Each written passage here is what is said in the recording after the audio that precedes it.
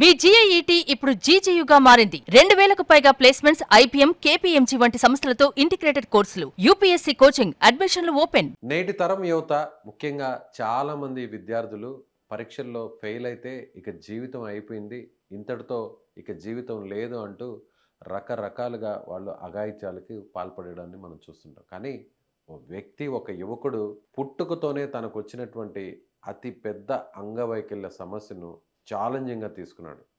అది ఎలా అంటే 2 చేతులు పనిచేయవు, 2 కాళ్ళు కూడా పనిచేయవు, కనీసం కదలలేని పరిస్థితి. అయినా కూడా తాను ఈ సమాజానికి ఎంత ముఖ్యమైనటువంటి ఒక మెసేజ్ని ఇస్తున్నాడో ఈ వీడియోలో మీకు చూపించే ప్రయత్నం చేస్తున్నాను. ప్రస్తుతం అతను ఉద్యోగం కూడా ఇంటి నుంచి కదలలేని పరిస్థితుల్లో ఉన్న మంచం మీదే ఉంటూ ఆ ఉద్యోగం చేస్తూ ఇప్పుడు సోషల్ మెసేజ్ ఇస్తున్నటువంటి ఆ వ్యక్తి వెంకటరమణ. ఆయన డిజిటల్ మార్కెటింగ్ టీమ్ లీడర్గా పనిచేస్తూ నెలకు దాదాపు 40,000 రూపాయల జీతాన్ని కూడా ఆర్జిస్తున్నాడు. లైవ్ కాల్లో మనం మాట్లాడే ప్రయత్నం చేద్దాం. నమస్కారం వెంకటరమణ గారు. నమస్కారం సార్. నమస్కారం. నిజంగా మీకు హ్యాట్స్ ఆఫ్ చెప్పాలండి.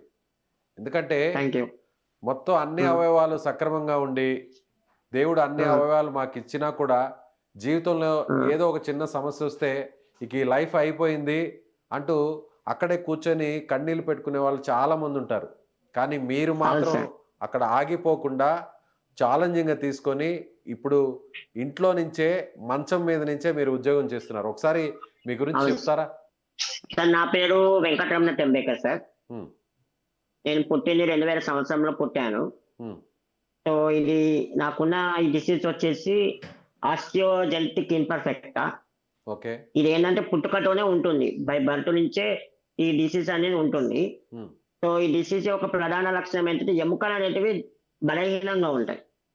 అంటే సాధారణంగా ఒక మనిషి ఎముకలు ఎలా ఉంటాయి, ఏదన్నా దెబ్బ తాకినా ఏదైనా ఓడ్చుకోగలుగుతాడు, అతని పని అతను చేసుకోగలుగుతాడు. కానీ నా విషయంలో ఎలా అంటే ఏ చిన్నపాటి దెబ్బ తాగినా, ఏ చిన్నపాటి అంటే ఎక్కువ ఏమి చేసినా తొందరగా విరిగిపోతాయి. అంటే ఒక గాజు ముక్క కన్నా ఇక వేస్తే పగిలిపోతుంది కదా, అలా నా ఎముకలు అనేవి ఉంటాయి అన్నమాట. ఓకే. సో ఈ డిసీజ్ అనేది ఎముకలు చాలా పెలుసుగా ఉంటాయా? చాలా పెలుసుగా ఉంటాయి. అంటే మిమ్మల్ని పట్టుకోవడం కూడా కుదరదా? పట్టుకొని కూడా పైకి లేపడం కూడా? లేపచ్చు లేపచ్చు లేపచ్చు కానీ ఎక్కువ వెయిట్ పెట్టరాదు. ఓహోహో. ఓకే. ఎక్కువ వెయిట్ పెట్టరాదు, ఎలా పడితే అలా లేపరాదు. చిన్న పిల్లల కంటే అంటే నెలల పసిపాపను ట్రీట్ చేసినట్టు కూడా చేయలేం మిమ్మల్ని? ఇంచుమించు అలాగే చేయాలి. నెలలో పసిపాపని చేస్తాం కదా, అలాగే. ఓకే. అంటే ఇప్పుడు మీ వయసు ఎంత అండి? నా వయసు ఇప్పుడు 26 సంవత్సరాలు. 26 సంవత్సరాలు. చిన్నప్పటి నుంచి కూడా ఇదే సమస్య మీకు? పుట్టినప్పటి నుంచి ఇదే సమస్య.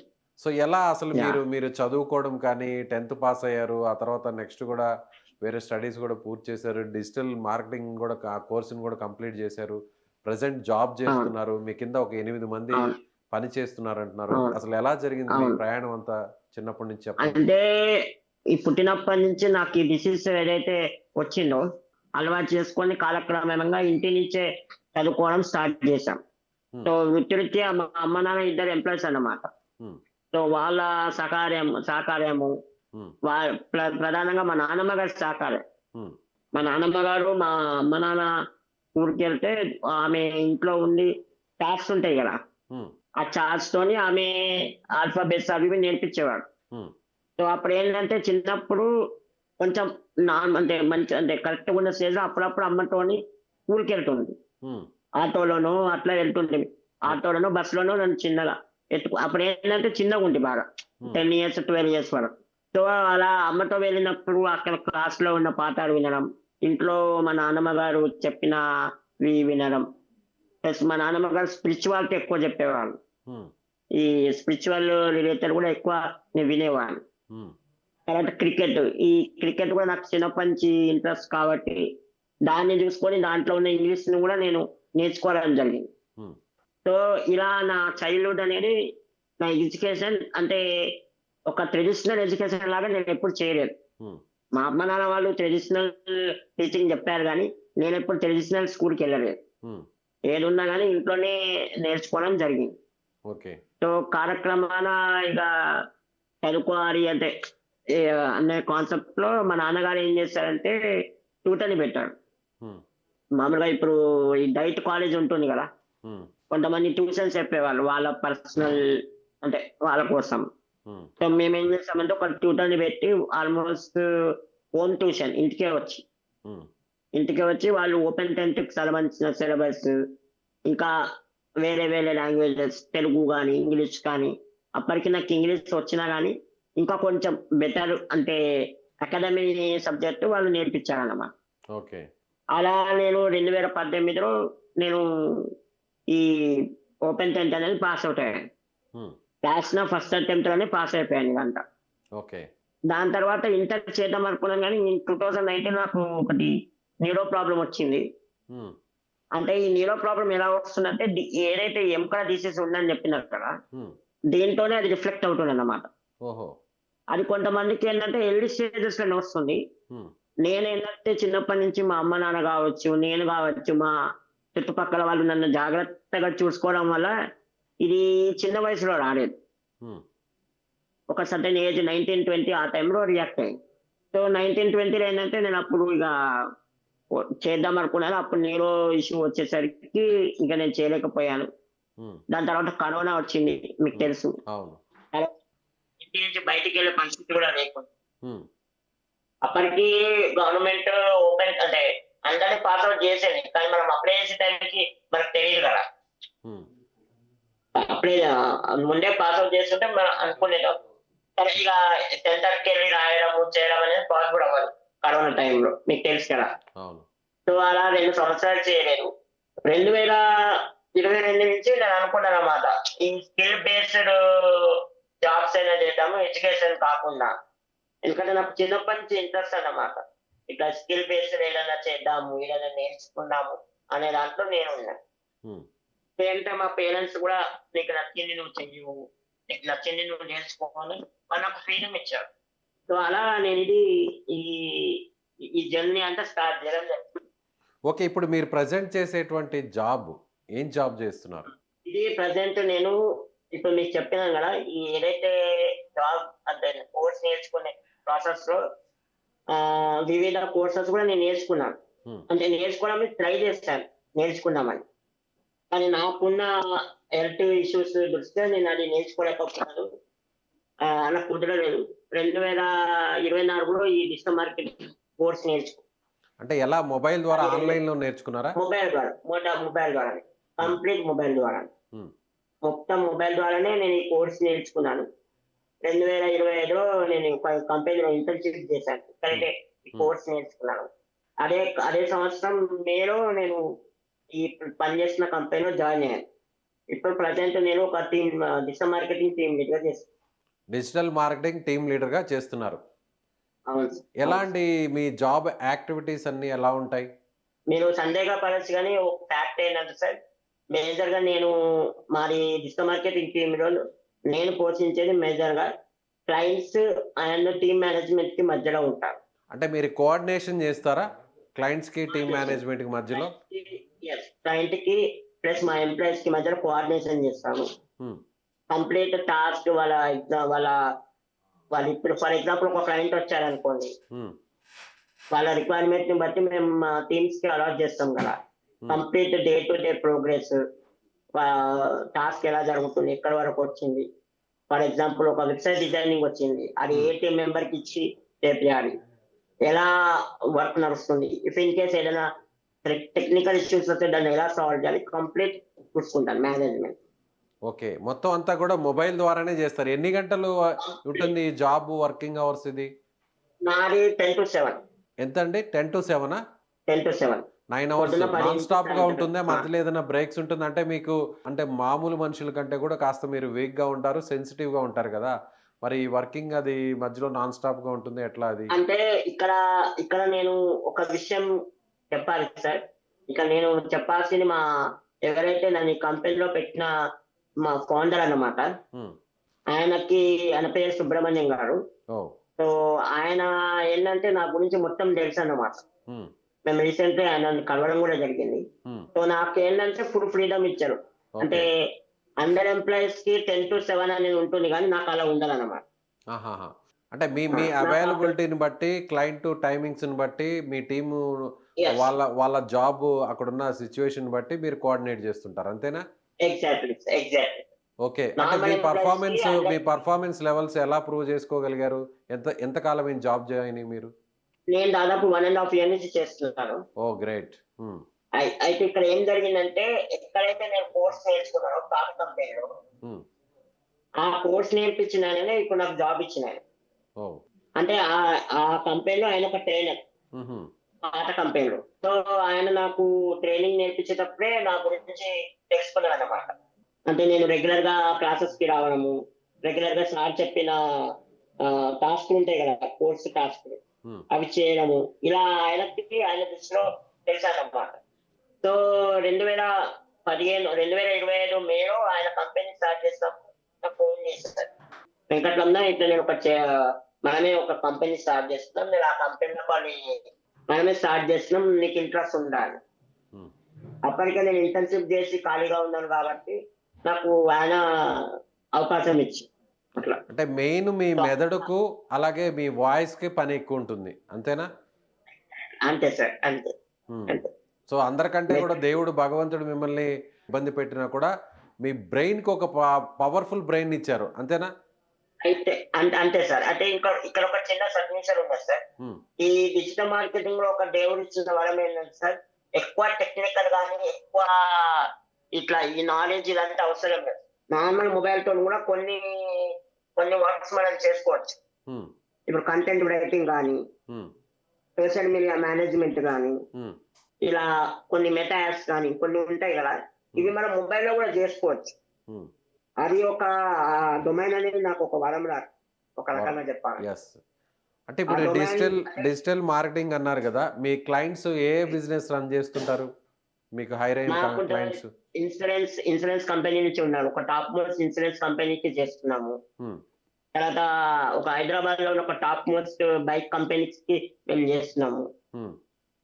తర్వాత వాటర్ ప్రూఫింగ్ సర్వీసెస్ కి మేము ఇస్తాము. వాటర్ ప్రూఫింగ్ ఒక క్లయింట్ ఉన్నారు మాకు. హ్మ్. తర్వాత ఒక డెర్మటాలజిస్ట్ డాక్టర్ ఉన్నారు, వాళ్ళకి మేము చేసిస్తాము. హ్మ్. డిఫరెంట్ ఇండస్ట్రీస్ నుంచి మాకు క్లయింట్స్ ఉన్నారు. అంటే మీరిప్పుడు ఈ సోషల్ మీడియా యాప్స్‌ని వాటిని గూడా మీరు రన్ చేస్తుంటారా? రన్ చేస్తుంటాం. క్లయింట్‌వి మేము రన్ చేస్తాం. ఓకే. సో క్లయింట్‌కి క్లయింట్‌వి కావాల్సిన మేము రన్ డేటాను గూడా మీరు వాళ్ళకి పాస్ ఆన్ చేస్తుంటారు. మీ పాస్ టీమ్ ఆన్ నుంచి. చేస్తుంటాం. టీమ్ లీడ్స్‌కి అవసరమైతే మా టీమ్‌కి ఆ క్లయింట్‌తో మీటింగ్ కూడా పెట్టిస్తాం. ఓకే. ఒకవేళ మీరు ఈ ఎందుకంటే టైప్ ఆఫ్ ప్రాబ్లమ్‌తో సఫర్ అవుతున్నారన్న సమాచారం మీ క్లయింట్స్‌కి తెలుసా? తెలీదు. తెలీదు. అంటే ఒక క్లయింట్‌కి తెలుసు. ఒక ఆయనకి. రిమైనింగ్ పీపుల్ ఎవరికీ తెలీదు. సో యాజ్ యూజువల్‌గా అందరితో ఎలా మాట్లాడుతున్నారో మీతో గూడా అలాగే డీల్ చేస్తుంటారు. మీరు గూడా అంతే. వాళ్ళతో వాళ్ళు అలాగే డీల్ చేస్తుంటారు. మేము అలాగే డీల్ చేస్తాం. ఎప్పుడు కూడా నేను ఇలా ఉన్నాను, నాకేదో ప్రాబ్లమ్ ఉంది, ఈ కంపెనీలో ఒక స్పెషలైజ్డ్ పర్సన్ ఉన్నాడని చెప్పి ఎవరికీ తెలీదన్నమాట. ఓకే.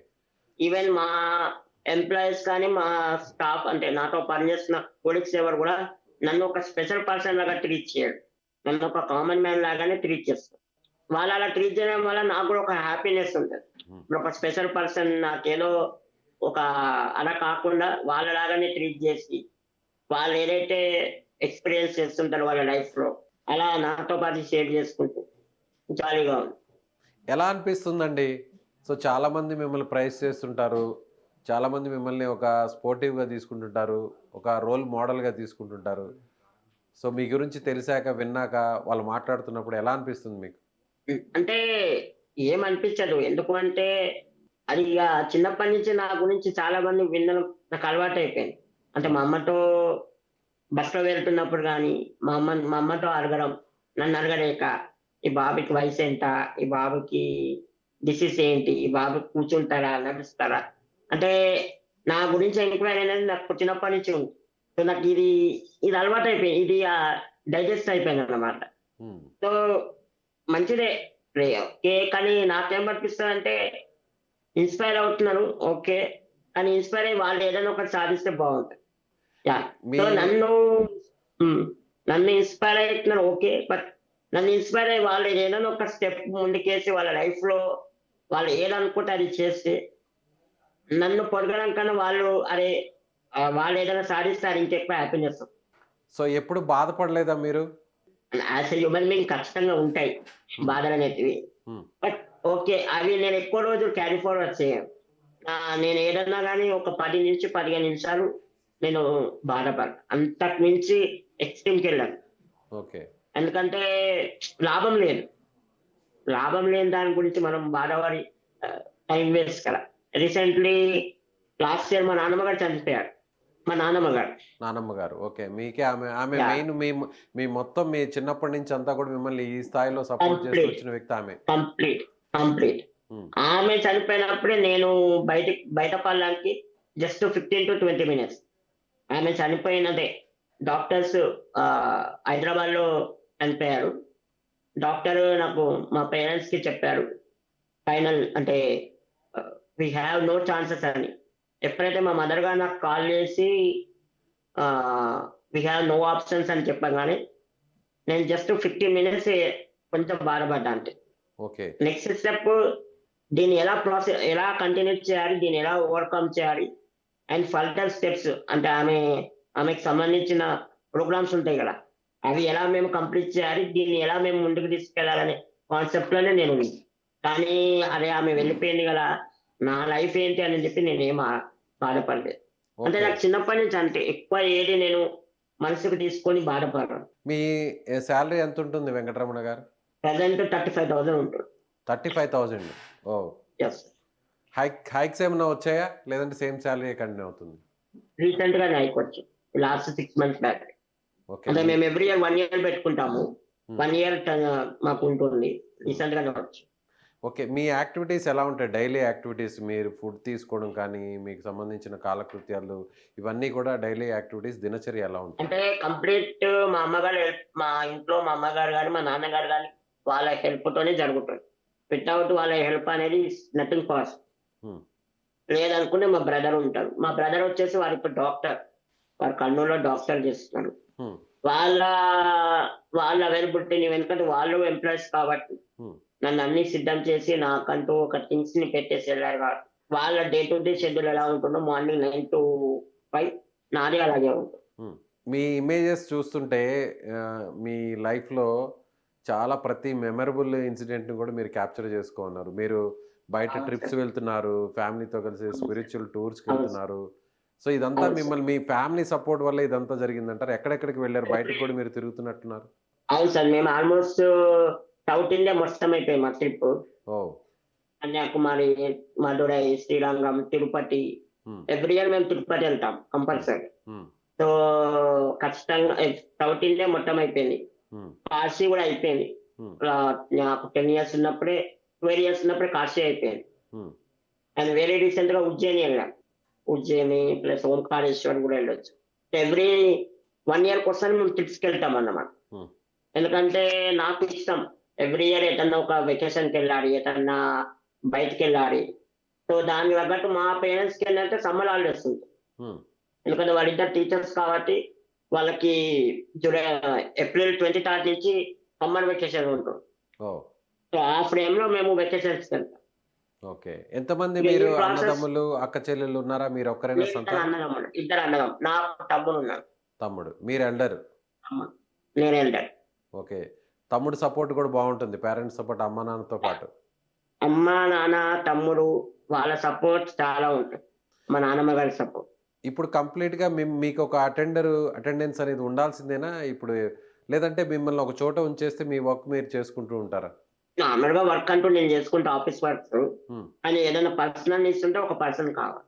ఒక person. Hmm. Personal needs. Personal needs okay. కోసం. Yes. Personal needs. So, okay. Remaining other things ఏవైతే ఉంటాయో చిన్న చిన్నయి అవి నేను మేనేజ్ చేసుకోగలను. కొద్ది. మీరు పడుకోన్న అది ఆ స్ట్రక్చర్ అది ఏంటండి? చెక్క మీద అంటే తీసుకొని వెళ్ళడానికి అది ఈజీగా ఉండడం కోసమనా? అంటే ఇది ఏంటంటే అండి నార్మల్‌గా ఇప్పుడు మీకు చెప్పాను గదా! ఈసీస్ అని. సో, చిన్నప్పుడేంటంటే నార్మల్‌గా చేత్తోని లేపేవారు. హ్మ్. సో, కాలక్రమంగా నేను వెయిట్ పెరగడము. హ్మ్. సో, అలా లేపడం వల్ల కొన్ని పెయిన్స్ నాకు రావడము. హ్మ్. సో, దీనివల్ల ఇదొకటి వుడ్ చేపిచ్చారన్నమాట. ఓకే. దీంతోనే మేము ఏ ట్రిప్స్‌కైనా గాని ఇప్పుడు మీకు రీసెంట్‌గా మేము ఉజ్జయిని ఎళ్ళినాము. హ్మ్. తిరుపతి ఎళ్ళినా గాని దాంతోనే ఎళ్తాం. ఓకే. మీరు నార్మల్ బెడ్ మీద యాజ్ ఇట్ ఈస్‌గా అలాగే పడుకుంటారు. లేదు దీని మీదకెళ్ళి దిగుతాను నేను. దీని మీదే దీని మీదకెళ్ళి జరుగుతా. ఇట్లా జరుగుతా. పక్కకెళ్తాను. అలా మీరు యాహ్! మీరు దొర్లడం గాని అలా చేయగలరా? లేదు, లేదు, లేదు, లేదు. ఎలా మీరిప్పుడు పడుకోనున్నారో అలాగే ఉంటారంతే. అలాగే ఉంటాను. ఆ! పక్కకి జరుగుతానండి. పక్కకి జరుగుతారు. తల మాత్రం తిప్పగలుగుతారు. మొబైల్‌ని ఆ! మీ తల చేతులతో మాత్రం. ఆపరేట్ హ్మ్. చేయగలరు. ఎగ్జాక్ట్. ఎగ్జాక్ట్. మీ చేతులతో మీరే ఆపరేట్ చేస్తారు మొత్తం యాప్స్ అన్నీ నేనే కూడా. ఆపరేట్ చేయగలను. మొబైల్ గాని, ఆ! రిమోట్ గాని హ్మ్. అలాంటివి. ఒకవేళ మీరు రాయడం పాసిబుల్ అవ్వదు. ఓకే. మీరు ఒకవేళ చదువుకోకపోయుంటే, ఇవన్నీ కూడా మీకు ఇంగ్లీష్ తెలియడం గానీ, లేదంటే సాఫ్ట్‌వేర్‌లు గానీ, ఆ యాప్స్‌ని, అప్లికేషన్‌ని ఆపరేట్ చేయడం గానీ, ఇవన్నీ కూడా మీకు తెలిసుండేది కాదు. అక్కడికే ఆగిపోయుంటే, దేవుడు ఇలా మనల్ని శిక్షించాడు, ఇదొక శాపం అనుకోని అక్కడే ఆగిపోయుంటే, సో, ఎవరికీ కూడా ఉపయోగపడని విధంగా అలా ఉండిపోయారు అక్కడ. ఆ! అంత కరెక్టే సార్. నేను, నేను 2016, 17లో ఓపెన్ టెన్త్ రాద్దామని ఎప్పుడైతే అనుకున్నానో, ఆ క్షణం అనుకోకపోయుంటే, హ్మ్. ఇలా నేను మీ ముందు మాట్లాడే వ్యక్తిని కాదు. ఓకే. ఇంకోటేంటంటే ఎప్పుడైతే కరోనా తర్వాత నేను ఏదో ఒకటి చేద్దామని స్ట్రాంగ్‌గా డిసైడ్ అయ్యాను. అంటే ఏదో ఒక డిపార్ట్‌మెంట్ ఎంచుకోవాలి. అది చేసేది నాకు సాటిస్ఫై అనిపియదు. అండ్ మా వాళ్ళు నాకు తెలిసిన ఫ్రెండ్స్ కానీ వాళ్ళు వీళ్ళంటే వేరే వేరే సజెస్ట్ చేశారు. కానీ నాకేంటంటే చిన్నప్పటి నుంచి ఈ టెక్నాలజీ గాని, సోషల్ మీడియా గాని ఇవి ఇంట్రెస్ట్ అన్నమాట. సో, నాకు ఈ డొమైన్ అనేది ఇంట్రెస్ట్ కాబట్టి నేను దీని మీదకి వెళ్ళిపోయా. నిజంగా చాలా, చాలా, చాలా గ్రేట్ అండి. So, thank you. మీలాంటి మీ వయసులో ఉన్న యువత 25, 26 సంవత్సరాలున్న యువత సో, తల్లిదండ్రులు ఆస్తులు ఇవ్వలేదని, లేపోతే ఆస్తులకు సంబంధించి లేదా పెద్దగా చదువుకోలేదని, చదువు లేకపోతే ఈ జీవితం ఆగిపోయిందని, లేదు పూర్తిగా ఏదో ఒక చిన్న ప్రాబ్లమ్, ఒక చెయ్యి ఏదో ప్రాబ్లమ్ యాక్సిడెంట్ అయ్యి చెయ్యి కోల్పోయామనో, కాలు కోల్పోయామనో, ఇలా రకరకాల సమస్యలతో అక్కడికి ఆగిపోతుంటారు. కానీ మీరు అవును సార్. 2 చేతులు పని చేయకపోయినా, 2 కాళ్ళు పని చేయకపోయినా, ఒక చోట పడుకున్న చోటే ఇంచు కూడా కదలలేని స్థితిలో ఉన్నా కూడా సో, ఈ ప్రపంచానికి మీ వయసులో ఉన్న యువతకు ఒక గ్రేట్‌ఫుల్ మెసేజ్ అయితే మీరు ఇస్తున్నారు. సో, మీరంతటితో ఆగకుండా చదువును పూర్తి చేశారు. సో, ఒక కోర్స్‌ని పూర్తి చేశారు. అదే విధంగా ఇప్పుడు జాబ్ గూడా చేస్తున్నారు. మీ కింద ఒక 8 మంది ఎంప్లాయీస్ కూడా ఉన్నారు. సో, అలాగే మీ జాబ్‌లో కూడా జీతాన్ని కూడా స్టెప్ బై స్టెప్ పెంచుకుంటూ ఉన్నారు. నిజంగా గ్రేట్ అండి. Thank you sir. Thank you very much. అలాగే సో, ఈ ఈ ప్లాట్‌ఫార్మ్ ద్వారా నేను ఒకటి చెప్పదలుచుకున్నాను. If permission. ప్లీజ్. ఎవరైతే ఇలా ఆగిపోతున్నారో దయచేసి ఆగకండి. ఎందుకంటే మార్కెట్‌లో మనకి చాలా అవకాశాలున్నాయి. కానీ ప్రాక్టికల్‌గా ఆలోచిస్తే ప్రతి మనిషికి ఒకటే జాబ్ కావాలి. మనకంటూ ఒక 6 నెలలు, సంవత్సరం మనకి కాదు అనుకుంటే ఖచ్చితంగా మనం జాబ్ చేయగలుగుతాం. అది చిన్నదైనా, పెద్దదైనా. యెస్. కానీ ఆహ్, మనం ఏదో చేస్తున్నాము, చిన్న జాబ్ చేస్తున్నాము, సొసైటీ గుర్తించడేమో అనే కాన్సెప్ట్స్‌కి రావద్దు. ఏది చేసినా మనకి నచ్చింది చేశామనుకోండి దానికన్నా ఎగ్జాక్ట్‌లీ. సంతృప్తి ఇంకొకటుండదు. యెస్. ఇప్పుడు ఇది నేను డిజిటల్ మార్కెటింగ్ చేసినప్పుడు కూడా నన్నన్నారన్నమాట. "నీకింత ఫ్లూయెంట్ ఇంగ్లీష్ ఉంది. నువ్వెందుకు ఈ డొమైన్‌లోకొచ్చావు? వేరే డొమైన్ చేయొచ్చు కదా!" నేనొకటే ఆన్సర్ చెప్పా. అప్పుడేంటంటే ఇది నాకిష్టం. ఈ సోషల్ మీడియా అన్నా, లేకపోతే ఈ కంటెంట్ క్రియేషన్ కావచ్చు. సో, ఈ కంటెంట్ రైటింగ్ కావచ్చు. ఇవన్నీ నాకిష్టమన్నమాట.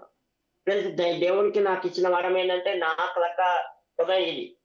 సో, ప్రతి మనిషికి ఒక ఇంట్రెస్ట్ బేస్డ్ ఉంటుంది. కాకపోతే వాళ్ళకున్న ఫ్యామిలీ ఇష్యూస్ కావచ్చు, ఫైనాన్షియల్ ఇష్యూస్ కావచ్చు. కొంతమంది ఆగిపోతుంటారు ఇప్పుడు మీరన్నట్టు. కానీ ఫస్ట్ ప్రయత్నం చేయండి. ఏదో ఒక ప్రయత్నం. వస్తే వచ్చింది పోయిందనుకోండి లైట్ తీసుకోండి. ఎందుకంటే కొంతమంది ఏదైనా ట్రై చేసి రాకపోతే కొన్ని అన్‌వాంటెడ్ డిసిషన్స్ తీసుకుంటున్నారు. అవును.